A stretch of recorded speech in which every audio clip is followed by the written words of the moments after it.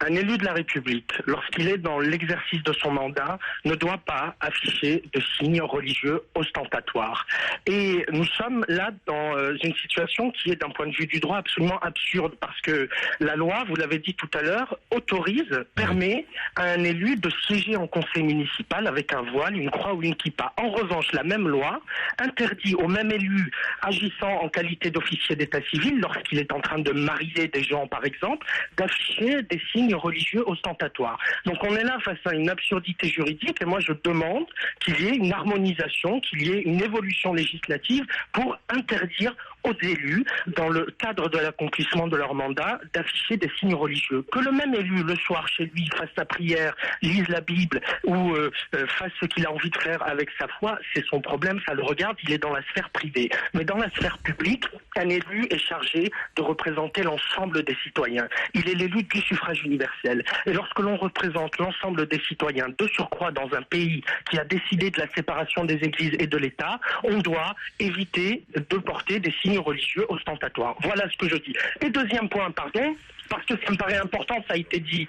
On est aussi dans un certain nombre de villes, et notamment dans un certain nombre de villes franciliennes, face à un développement très inquiétant du communautarisme. Et on voit très bien comment, dans un certain nombre de cas, les listes sont composées non pas en fonction de l'intérêt général, mais en fonction d'intérêts communautaires. Donc on met une femme voilée pour espérer avoir les votes de la communauté musulmane. Mais, on met des oui. Mais excusez-moi, mais si c'est une réalité aujourd'hui, simplement des quartiers, de la manière dont la France change, on doit s'adapter à cette réalité. Si la société française évolue de cette manière, il faut répondre à sa demande plutôt que d'être dans une espèce de peut-être de résistance laïque ou je ne sais quoi qui fait que ça se transforme finalement en exclusion. Amin El-Khatmi. Non, pas du tout, parce que vous êtes pour accompagner une évolution. Moi, je suis lutter contre cette évolution. Oui, on a bien compris, je ne veux pas pour mon pays d'un modèle anglo-saxon. J'entendais tout à l'heure l'une de vos grandes gueules dire oui, mais regardez en Angleterre ou aux États-Unis, etc. C'est monnaie courante. Sauf que nous n'avons pas le même système qu'aux États-Unis. Le système républicain français qui est basé sur sur des principes comme ceux de la laïcité reconnaît le fait que la République est une République une et indivisible. Et moi, je ne veux pas pour mon pays de campagne présidentielle à l'américaine où les candidats s'adressent le lundi aux Noirs, le mardi aux Latinos, le mercredi à je ne sais quelle autre communauté, composant ainsi une espèce de juxtaposition de communautés qui vivent les unes à côté des autres et non pas ensemble dans un commun et dans un système commun. Excusez-moi, moi aussi je suis idéalement dans la même quête que vous et ça m'embête vraiment par rapport à ce que j'ai connu de ce qu'est la République, de ce qu'est etc. Et en même temps, quand on regarde la réalité, par exemple qu'on regarde à Paris, la façon dont se développent les quartiers chinois, la façon dont se développent des quartiers en banlieue, la façon dont se développe, est-ce qu'il n'y a pas à un moment une réflexion comment dirais-je, sans passion à avoir sur cette question? Parce qu'à chaque fois qu'on utilise le mot communautarisme, il est connoté de façon très négative et je pense que par exemple la vision anglo-saxonne, tout horrible qu'elle vous semble, a quelque chose de profondément pragmatique elle correspond à la réalité de notre monde. Quand les Français sont en Australie, ils vivent dans un quartier français, ils se marient ensemble. Donc toi, ça te gênerait pas que la charia soit appliquée dans certains quartiers? Arrête, connard, mais tu dis n'importe quoi. Allez, arrête. D'abord, je te permets pas de m'insulter. Parce que c'est scandaleux ce que tu dis. Non, il y a une limite, s'il te plaît. La limite, c'est les insultes. Non, c'est pas vrai. Tu m'as suffisamment insulté. Tu dis n'importe quoi. Pas du tout, je te dis simplement. Tu dis n'importe quoi. Avec ta logique, reste calme. Mais non, écoute, il y a de quoi se mettre en colère. Tu demandes un débat sans passion et immédiatement. Mais tu te rends compte de ce que tu me dis, c'est un véritable scandale. C'est une contradiction, je te dis simplement qu'à la charia, la loi religieuse. Oui, je suis pour qu'on coupe les têtes, oui, c'est ça. La loi religieuse. Oui, j'adore ça. Non, mais je te parle pas à ce point-là. Mais arrête, quel rapport entre la religion et les communautés? Comme dans le livre de Houellebecq. Non, je l'ai lu, c'est une connerie de Houellebecq. Est-ce que si tu dis, c'est un très bon livre que je t'invite à lire. Je l'ai lu. Tu dis que tu n'es pas contre le fait qu'à un moment donné, on soit pragmatique et qu'on prenne acte des communautés et qu'on fasse à l'anglo-saxonne.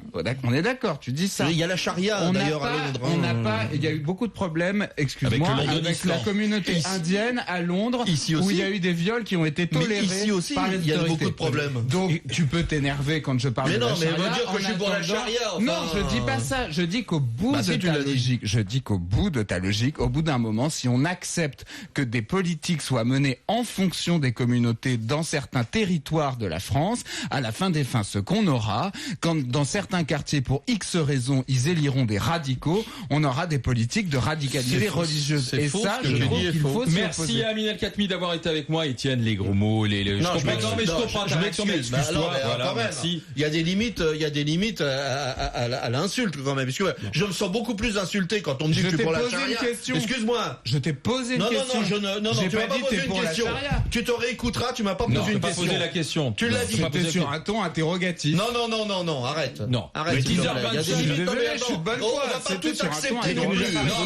Pour ou contre, en tout cas, nous avons un débat sans passion, comme Étienne l'a réclamé dans son propos. Dans un instant, merci Aminal Khatmi. Dans un instant, Richard du Val d'Oise. Et la discussion continue. Mourad, Étienne et Charles. RMC, jusqu'à 13h, les grandes gueules. Moi aussi, je préfère la France de Gaulle. Moi aussi, je suis entièrement d'accord. Je préfère la France du temps où les communautés n'existaient pas et où c'était très clair. Mais voilà, il s'est passé des choses, comme d'ailleurs ailleurs dans le monde, partout dans le monde. La moitié des États-Unis, en tout cas le tiers des États-Unis parle espagnol. Voilà, partout. Le monde est devenu un grand village dans lequel les gens se sont échangés, se sont installés et ont formé communauté pour prendre pied dans des pays. Les Français sont aussi partis immigrer, les Italiens ont immigré, des musulmans ont immigré, des Chinois ont immigré, et ça va continuer parce qu'ils sont 1,5 milliard et ils n'ont pas fini d'immigrer. Et je trouve, voilà, et ça m'emmerde, franchement. Donc les pays doivent s'adapter aujourd'hui. Je préférais. Et moi je dis simplement, soyons pragmatiques, réfléchissons à cette réalité et comment, à partir de cette réalité, c'est-à-dire sans la nier, sans dire oh c'était tellement mieux avant, on peut arriver à légiférer. Pourquoi est-ce qu'on crée l'appauvrissement des communautés ? Au lieu de se dire en permanence oh là là il faut interdire, et ça se fait quand même. Alors, merci à Richard d'avoir été avec nous. Je ne dis pas qu'il faut interdire, mais j'ai simplement dit qu'avant de lire le Coran, il faut lire le code du travail, il faut lire le code fiscal, il faut avoir d'autres ambitions pour le pays. Le Coran n'est pas une ambition, et aucune religion n'est une ambition de vie dans un pays. Aucune religion. Rachid, bonjour.